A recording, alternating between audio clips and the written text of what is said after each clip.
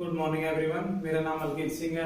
मैं आपका स्वागत करता हूं जीएस स्पेशल बैच में। तो हमने 3 मंथ्स डिस्कस कर चुके हैं। हम जो सबसे पहले किया था गुलाम जिसका फाउंडर कौन हुआ है, कुतुबुद्दीन ऐबक। उसके बाद हमने डिस्कस किया था खिलजी वंश जिसका फाउंडर हुआ है जलालुद्दीन फिरोज खिलजी। उसके बाद हमने डिस्कस किया था तुगलक वंश जिसका फाउंडर हुआ है गयासुद्दीन तुगलक। आज हम डिस्कस करेंगे नेक्स्ट वंश दिल्ली सल्तनत का, जो किस नाम से है, सैयद वंश, जिसको शिया वंश भी कहा जाता है, जिसका टाइम पीरियड रहेगा 1414 से 1451 तक। एग्जाम पॉइंट ऑफ व्यू से ज्यादा इंपॉर्टेंट वंश नहीं है, सिर्फ हम डिस्कस करेंगे इसके रूलर्स। तो इसका फाउंडर कौन है? सबसे पहले खिजर खान।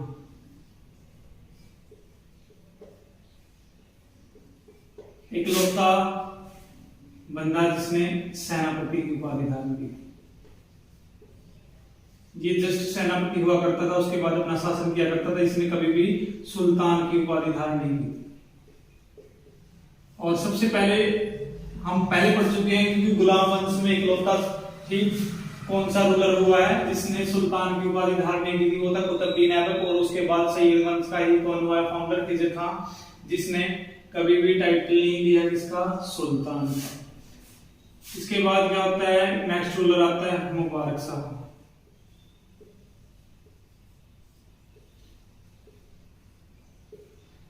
इसके बाद नेक्स्ट रूलर कौन था, मुबारक शाह, जिसका ही वजीर कौन हुआ करता था, बहलोल खां।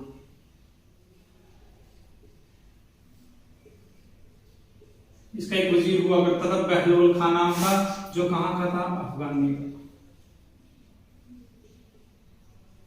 अफगान का। और उसके बाद इसने इसको टाइटल दिया था खाने खाना।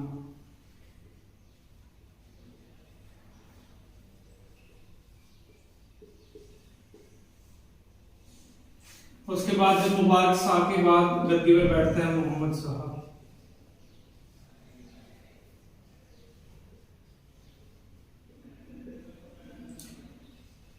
अभी तक तो क्या था, सिर्फ वजीर हुआ करता था कौन, बहलोल खां, किसका, मुबारक शाह का।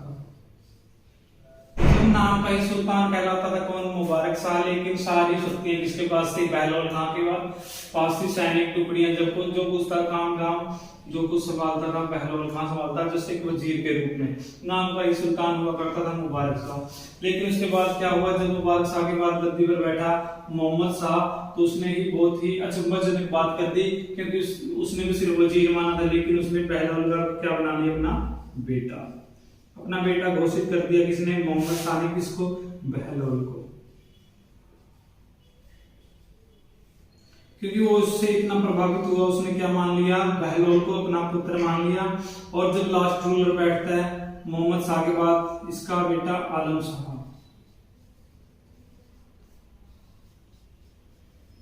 तो लास्ट रूलर कौन है सैयद वंश का, आलम शाह। जब गद्दी में बैठता है तो बहलोल खां के पास सारी शक्तियां होती है, तो आलम खां से बोलता है, या तो आप मेरे को गद्दी दे दो, कौन से वंश की, सैयद वंश की, अदरवाइज मैं क्या कर दूंगा, आपको मार दूंगा। और आलम शाह बहुत डरपोक था, इसीलिए उसने किसको गद्दी दे दी थी, बहलोल खां लोधी को। और बहलोल खां लोधी ही दिल्ली सल्तनत के अंदर नेक्स्ट वंश की स्थापना करेगा, किस नाम से, लोधी वंश के नाम से। तो इसके बाद ही हम वंश पढ़ेंगे, पहला अफगानी वंश दिल्ली सल्तनत के अंदर, कौन सा वंश, लोधी वंश। एक बार रिपीट कर रहा हूं, हम पढ़ रहे हैं सैयद वंश, जिसका टाइम पीरियड है 1414 से 1451 तक। उसके बाद इसका फाउंडर हुआ है खिजर खां, जिसने उपाधि ली थी सेनापति की, जिसने कभी टाइटल अपना नहीं लिया था, सुल्तान नहीं बना था कभी, सिर्फ सेनापति के तौर पर शासन करता था।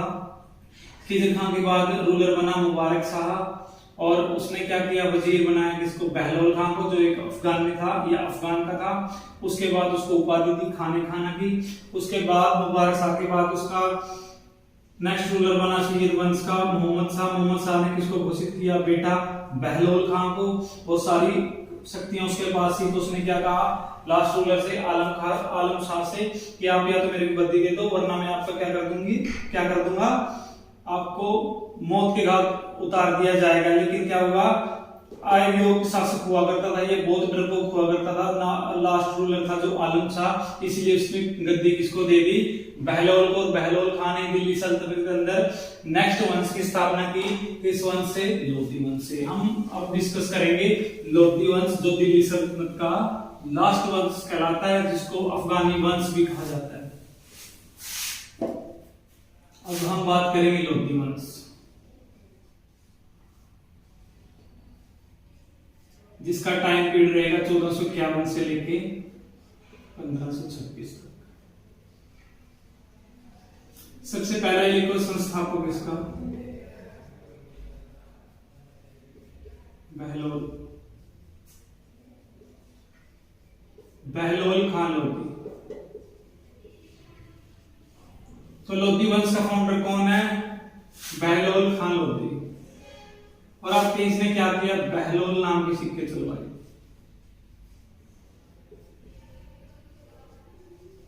आपसे पूछा जाएगा बहलोली नामक कॉइन्स किसने चलवाए थे, बहलोल खान लोधी ने। उसके बाद क्या किया इसने, जौनपुर को लोधी वंश के अंदर मिला लिया। अभी तक तो क्या था, जौनपुर इंडिपेंडेंट था, लेकिन उसने क्या किसमें मिला दिया, लोधी वंश के अंदर।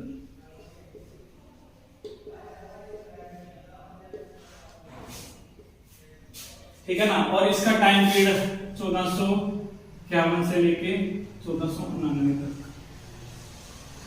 ठीक है ना। तो फाउंडर कौन हुआ लोधी वंश का, बहलोल खान लोधी, जिसका टाइम पीरियड रहेगा 1451 से लेके 1489 तक। बहलोल नामक सिक्के चलवाए और जौनपुर को लोधी वंश के अंदर शामिल कर लिया। और उसके बाद इसका बेटा ही रूलर बना इसके मरने के बाद, जो किस नाम से है, सिकंदर लोधी। अब हम बात करते हैं सिकंदर लोधी के बारे में।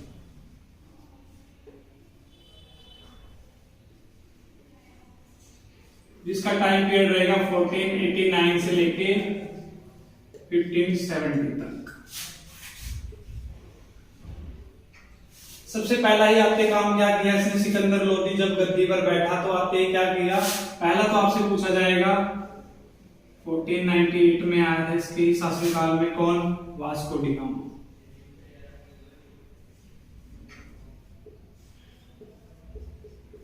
इसके ही शासनकाल में आया था कौन, वास्को डी गामा, जो कालीकट बंदरगाह से आया था। ठीक है ना। वास्को डी गामा कौन सी बंदरगाह से, कालीकट बंदरगाह से। कहां से आया था, यूरोप से आने वाला या पुर्तगाल से आने वाला कौन था, वास्को डी गामा, जो किसके शासनकाल में आया था, सिकंदर लोधी। उसके बाद क्या हुआ, 1504 में इसने निर्माण किया सिटी का आगरा शहर।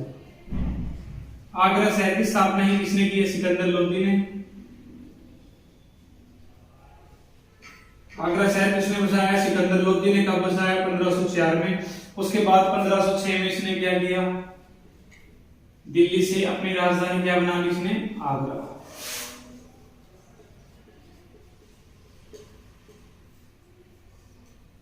ठीक है ना। और अगर आपसे पूछा जाए कि गुलरुखी में कविताएं कौन लिखता था, वो भी कौन है,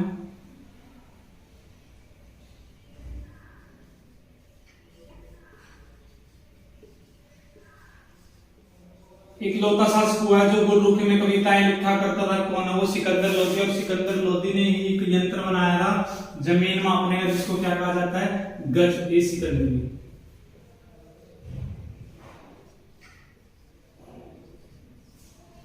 इसने एक यंत्र बनाया था जिसको क्या कहा जाता है, जमीन मापने का, जिसको क्या कहा जाता है, गज ए सिकंदरी। और ये कितने इंच का था, 30 इंच। ठीक है ना। रिपीट कर रहा हूं, बहलोल लोधी के बाद उसका पुत्र गद्दी पर बैठता है जिसका नाम था सिकंदर लोधी, जब 1489 में बैठता है, 1570 तक रहता है। उसके बाद सबसे पहला ही काम होता है 1498 में वास्को डी गामा कालीकट बंदरगाह से काम पहुंचता है इंडिया के अंदर। उसके बाद 1504 में स्थापना करता है आगरा शहर की। और उसके बाद क्या करता है, दिल्ली से अपने राजधानी को ट्रांसफर कर कहा ले जाता है, आगरा के अंदर। और गुलरुखी में कविताएं लिखा करता था कौन, सिकंदर लोधी। और उसने एक जमीन मापने का यंत्र बनाया जिसको क्या कहा जाता था, गज ए सिकंदरी, जो कितने इंच का होता था, 30 इंच का। उसके बाद इसका बेटा गद्दी पर बैठता है, हम लोग जानते हैं उसको, उसका नाम था इब्राहिम लोधी। तो नेक्स्ट रूलर आएगा लोधी वंश का इब्राहिम लोधी।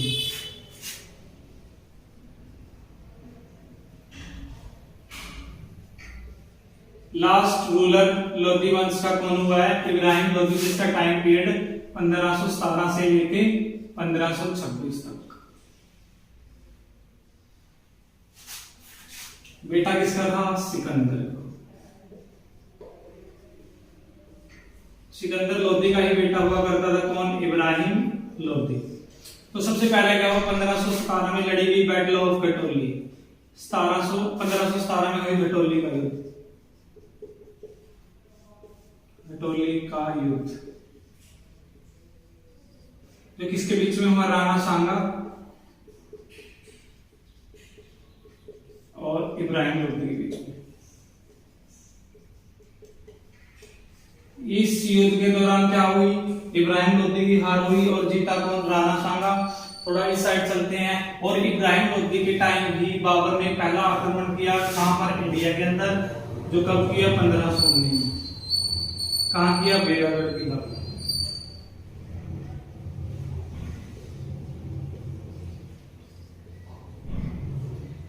तो जिस टाइम इब्राहिम लोधी शासन कर रहा था आगरा पर, उसी टाइम क्या हुआ? बाबर ने अपना पहला अटैक किया कहां पर? बेरागढ़ को। जो बाजोर नामक स्थान का ये किला हुआ करता था, बेरागढ़ का किला, उस पर अटैक किया। और बाबर ने अपने आत्मकथा में बताया कि उसने सबसे पहले ही तोपों का और बारूद का इस्तेमाल ही इस युद्ध के दौरान किया था।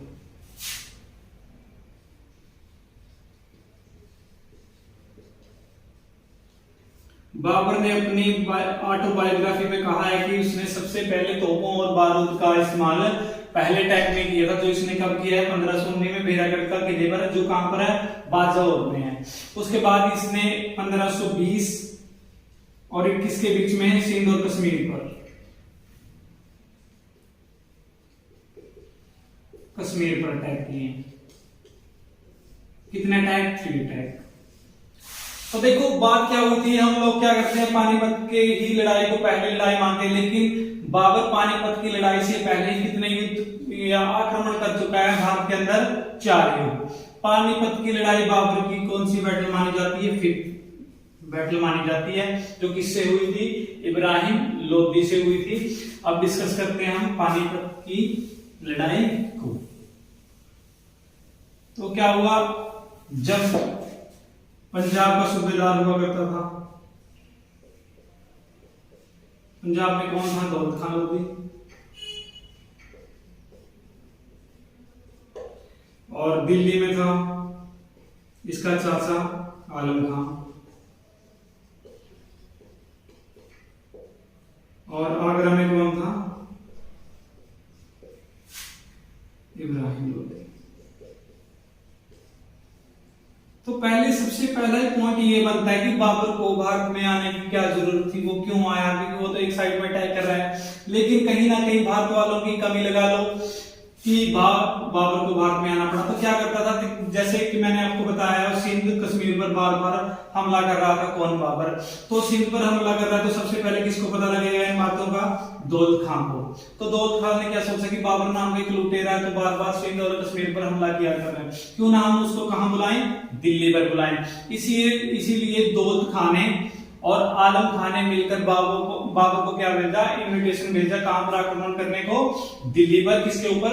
इब्राहिम लोधी पर। उनके इन्विटेशन भेजने के बाद क्या हुआ? राणा सांगा को जब इस बात का पता लगा, तो राणा सांगा ने बाबर से कहा कि आप अटैक करो कहां पर? दिल्ली पर, और मैं क्या करूंगा? आपकी मदद करूंगा या आपकी लड़ाई में साथ दूंगा। इसीलिए बाबर अपने 12,000 सैनिक लेकर कहां पहुंचा? पानीपत के मैदान में पहुंचा। कब? 21 अप्रैल 1526 में लड़ी गई बैटल ऑफ पानीपत।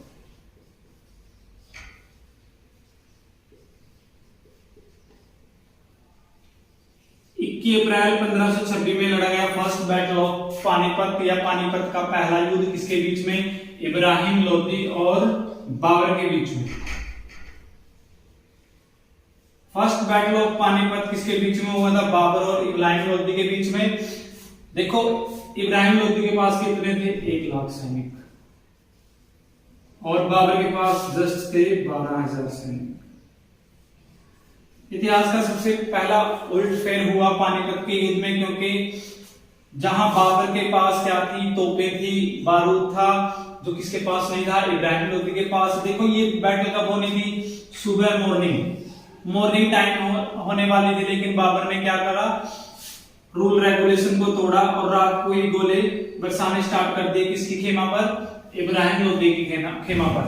तो क्या किया, जो इब्राहिम लोदी के सैनिक थे या उनके हाथी या घोड़े वगैरह थे, उनके लिए आवाज नहीं थी किसकी, तोपों की। उन्होंने कभी पहले तोपों, क्योंकि सबसे पहले इंडिया की तोपें लेके आने वाला कौन था, बाबर।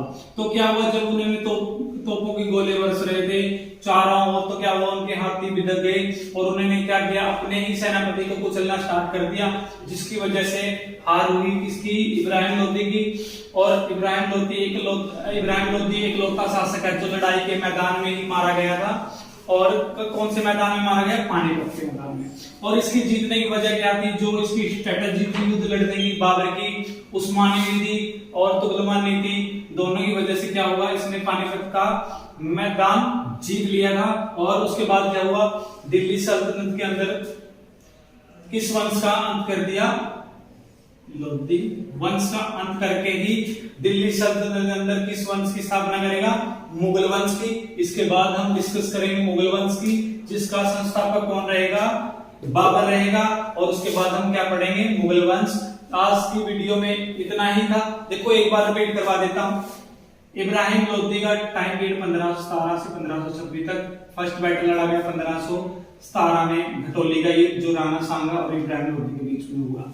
उसके बाद फर्स्ट बैटल लड़ा गया पानीपत का युद्ध, जो 21 अप्रैल 1526 में हुआ बाबर और इब्राहिम लोदी के बीच में। और इस युद्ध में इब्राहिम लोदी की हार हुई। और उसके बाद क्या किया, दिल्ली सल्तनत के अंदर स्थापना करेगा कौन, बाबर। किस वंश की, मुगल वंश की। आज की वीडियो में इतना ही। कल हम हाजिर होंगे नेक्स्ट टॉपिक के साथ, जो हमारा रहेगा मुगल वंश, जिसकी संस्थापक कौन रहेगा, बाबर। आज की वीडियो में इतना ही। Goodbye all of you.